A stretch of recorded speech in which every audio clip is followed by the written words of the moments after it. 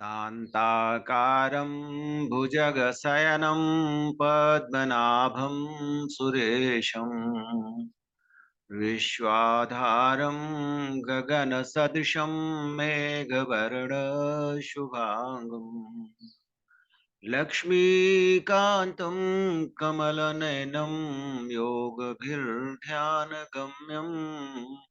वन्दे विष्णु भवभयहरं सर्वलोकैकनाथम्। ॐ नमो भगवते वासुदेवाय नमः। ॐ नमो भगवते वासुदेवाय नमः। देवियों एवं सज्जनों, गोस्वामी तुलसीदास जी महाराज द्वारा रचित श्री रामचरितमानस के कतिपय व्यवहारिक प्रसंगों की श्रृंखला में अपना मंतव्य प्रस्तुत करने हेतु आप सबके समक्ष समुपस्थित हूं।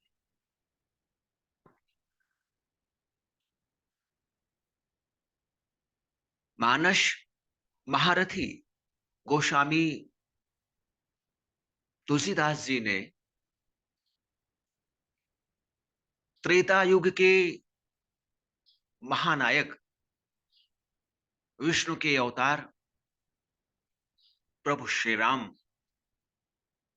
के गुणों का गान किया है। प्रभु श्री राम ने इस पृथ्वी लोक पर व्याप्त अधर्म रूपी अंधकार को समूल नष्ट कर धर्म की स्थापना के लिए अवतार ग्रहण किया था। वर्तमान परिप्रेक्ष्य में गोस्वामी तुलसीदास जी कृत श्री रामचरितमानस में जनमानस के कतिपय अज्ञानी व्यक्तियों द्वारा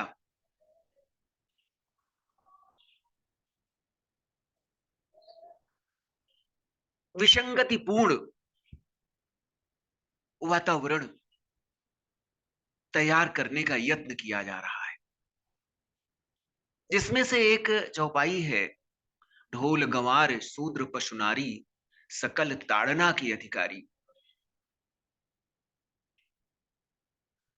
यह चौपाई विगत 2 या 3 दशकों से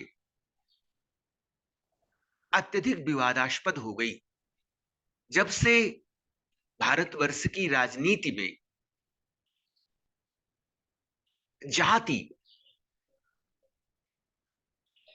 एक समीकरण बनकर उभर आया है। इस प्रसंग को यदि सही अर्थों में समझने का यत्न किया जाए तो समसामयिक घटना के विहंगम अवलोकन की आवश्यकता प्रतीत होती है। प्रभु श्री राम समुद्र के किनारे खड़े हैं, उन्हें लंका जाना है, बीच में अगाध समुद्र है जो उनके लंका प्रस्थान पर बाधक बना हुआ है। वानर सेना के साथ लंका जाने के लिए वह समुद्र से याचना कर रहे हैं, समुद्र से विनय कर रहे हैं, किंतु वह जड़मति समुद्र उनकी विनती को स्वीकार नहीं कर रहा है।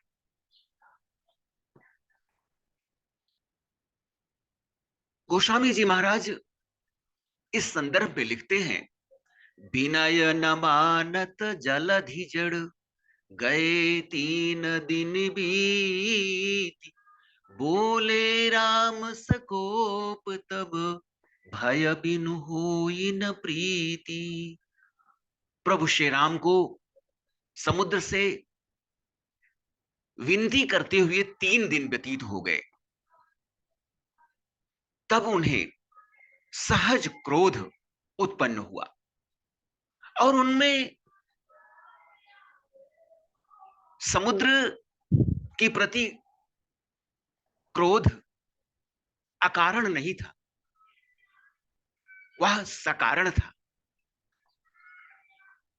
वह लक्ष्मण जी से कहते हैं, लक्ष्मण बान सरासन यानु, सुखों बारिति बिसिखि कृशानु, सठ सन विनय कुटिल सन प्रीति, सहज कृपन सन सुंदर नीति, ममतारत सन ज्ञान कहानी, अति लोभी सन बिरति बखानी, क्रोधी ही सम कामी ही हरि कथा, ऊसर बीज बये फल जथा, अस कही रघुपति चाप चढ़ावा, यह मति लक्ष्मण के मन भावा, संधान्यु प्रभु बिसिख कराला, उठी उदधि उर अंतर ज्वाला।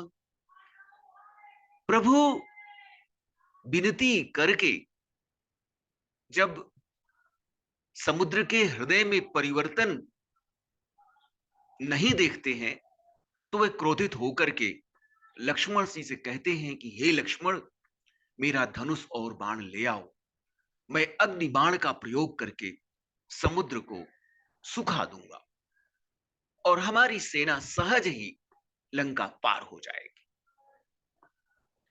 इस प्रकार से प्रभु श्री राम के क्रोधित होने पर समुद्र प्रकट होता है और वह अनेक वस्त्र आभूषण लेकर के ब्राह्मण वेश धारण करके प्रभु श्री राम के समक्ष उपस्थित हो जाता है। कनक थार भरी मणिगण नाना, विप्र रूप आयु तजिमाना। विप्र रूप में वह इसलिए आता है कि ब्राह्मण सदैव ही दयावान होता है, करुणा होती है, ईश्वर के प्रति अनुरक्ति होती है, दयालु होता है। काटे ही पई कदली फरई, कोटि जतन को सींच, विनय न मान खगेश सुनु, डाटे ही पय नवनीच। सभय सिंधु गही पद प्रभु केरे, क्षमहु नाथ सब अवगुण मेरे। गगन समीर अनल जल धरनी, इन्ह कई नाथ सहज जड़ करनी। तब प्रेरित माया उपजाए, सृष्टि हेतु सब ग्रंथन गाए। समुद्र प्रभु श्री राम के समक्ष उपस्थित होकर अपनी जड़ता, अपनी अज्ञानता के संदर्भ में अपनी भूल को स्वीकार करता है और वह कहता है कि हे प्रभु, हमारा तो स्वभाव ही जड़ है,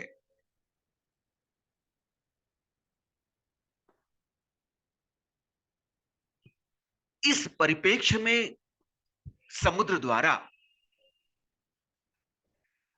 जब प्रभु श्री राम से अपनी जड़ता के बारे में, अपनी मूढ़ता के बारे में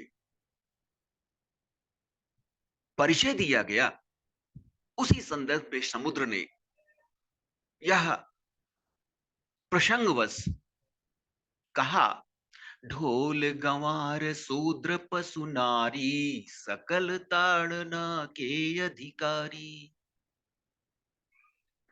आज के परिप्रेक्ष्य में कतिपय जातीय चिंतन के तथा कथित विद्वानों द्वारा इस चौपाई को गाली के रूप में माना जा रहा है। वास्तव में अवधि में ताड़ना शब्द का अर्थ आज के गुरु गूगल पर ही देख लिया जाए तो उचित होगा। एक सहज प्रश्न है कि अन्य धर्म यथा इस्लाम और ईसाई के पवित्र ग्रंथों की व्याख्या करने की हिम्मत कोई क्यों नहीं कर पाता? कारण साफ है, उसे अगला सूरज नहीं दिखने का डर है। मूल बात यह है कि जो उदाहरण प्रस्तुत किए गए उन सब में ढोल शब्द सर्वप्रथम आया है। ढोलक बजाने वाले ढोल संभाल कर बजाते हैं या लाठी डंडे से पीटते हैं। इसी प्रकार गंवार शब्द का आशय नासमझ से है, जो शिक्षित नहीं है, जिसमें तर्क बुद्धि का अभाव है। क्या उससे पीट कर काम लिया जा सकता है या फिर उसकी विशेष देखभाल की आवश्यकता होती है? विवेक का परिचय देकर उससे सन्मार्ग पर लाया जा सकता है। इसी प्रकार शूद्र शब्द का अभिप्राय समाज के कमजोर, अशिक्षित व गरीब वर्ग से है, जिसे विशेष देखभाल की आवश्यकता होती है। समाज की मुख्य धारा में उसे पीट कर लाया जा सकता है या विशेष देखभाल से। इसके आगे नारी जो परम पावन है, प्रभु श्री राम ने जिस अहिल्या का उद्धार अपनी चरण रज से किया, जिस सबरी के जूठे बैर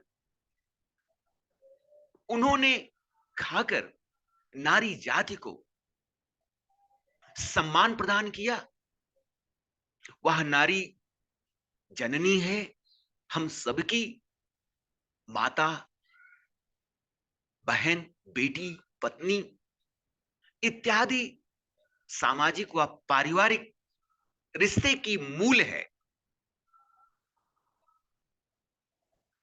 इस नश्वर जगत में नारी अमूल्य धरोहर है, वह प्रकृति स्वरूपा है।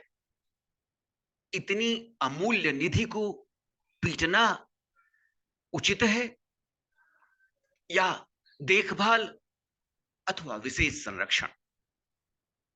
वस्तुतः गोस्वामी जी श्री रामचरितमानस की अपने समय में जो भी व्याख्या किए होंगे उससे कहीं कई गुना अधिक व्याख्या पश्चातवर्ती काल में हुई है। और यह भी यथार्थ है कि श्री रामचरितमानस की जितनी व्याख्या हुई है उतनी किसी अन्य धार्मिक ग्रंथ की नहीं हुई। प्रत्येक व्याख्याकार अपने तरीके से श्री रामचरितमानस के संदर्भ में चिंतन और मनन करते हैं। मूल रूप से गोस्वामी जी भी शायद इतने रूपों में व्याख्यायित नहीं कर सकते थे। गोस्वामी जी यदि पीटने के संदर्भ में लिखते तो प्रताड़न के अधिकारी भी लिख सकते थे। वह अकबर का शासनकाल था, उस समय शायद आज की तुलना में अधिक विवेक था। प्रायः मनुष्य विवेकशील थे, इसमें कोई दो राय नहीं कि शिक्षा सीमित लोगों तक पहुंच रखती थी, किंतु शिक्षा का स्तर आज की तुलना में बेहतर था। आज भी पुराने पढ़े लिखे लोग इतने समझदार हैं, उनमें इतना ज्ञान और परिष्कृत सोच है कि बड़े बड़े डिग्रीधारी भी उनके सामने बौने साबित होते हैं। अंत में गोस्वामी जी अधिकारी शब्द से और भी स्पष्ट कर देते हैं, किसी को पीटने का अधिकार भला कैसे मिल सकता है। अधिकार शब्द कहीं न कहीं उस भाव को प्रकट करता है जिसमें विशेष संरक्षण और देखभाल का भाव प्रकट होता है। समाज के जिस वर्ग को संरक्षण का अधिकार है, उसको उससे वंचित भला कैसे किया जा सकता है। इसे जातीय समीकरण साधकर मनमाना अर्थ देना अनौचित्यपूर्ण है। प्रस्तुत चौपाई धूल गंवार शूद्र पशु नारी वर्तमान कुत्सित राजनीति का शिकार होती जा रही है। जनमानस के अधिसंख्य समुदाय में यह प्रसारित करने का यत्न किया जा रहा है कि गोस्वामी जी महाराज का चिंतन सदैव उच्च वर्ण के प्रति सहानुभूतिपूर्ण था तथा नारियों के प्रति, समाज के कमजोर वर्गों के प्रति वह असहिष्णु थे। यह बात सर्वथा असत्य है। श्री रामचरितमानस में उन्होंने दुष्टों की वंदना भी की, सज्जनों की वंदना भी की, गुरु की वंदना भी की। राक्षसी प्रवृत्तियों के समन के लिए, दमन के लिए, आर्य संस्कृति के सम्मान की रक्षा के लिए प्रभु श्री राम ने अवतार धारण करके जिस प्रकार से मर्यादा का अनुपालन किया है, वह सहज ही मर्यादा पुरुषोत्तम नहीं बन गए। उनके मर्यादा पुरुषोत्तम होने के पीछे बहुत बड़ी कहानी है। वह पुरुष के सर्वोत्कृष्ट मानदंडों पर खरे उतरते हैं। ऐसे प्रभु श्री राम जो भारत भूमि के कण कण में विद्यमान हैं, जन जन में विद्यमान हैं, उन्हें हमें अपना मार्गदर्शक मानते हुए इस राष्ट्र की रक्षा में, इस राष्ट्र की प्रगति में अपना योगदान सुनिश्चित करना चाहिए। यही समय की मांग है।